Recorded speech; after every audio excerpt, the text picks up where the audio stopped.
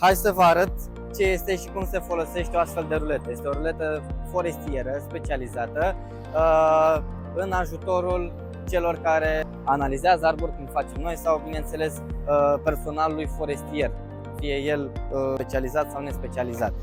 În principiu este o ruletă, așa cum vă spuneam, specială, pentru că aici puteți vedea, avem numerotarea deja calculată în diametru. Practic noi vom măsura circumferința și vom citi direct diametrul pe această ruletă.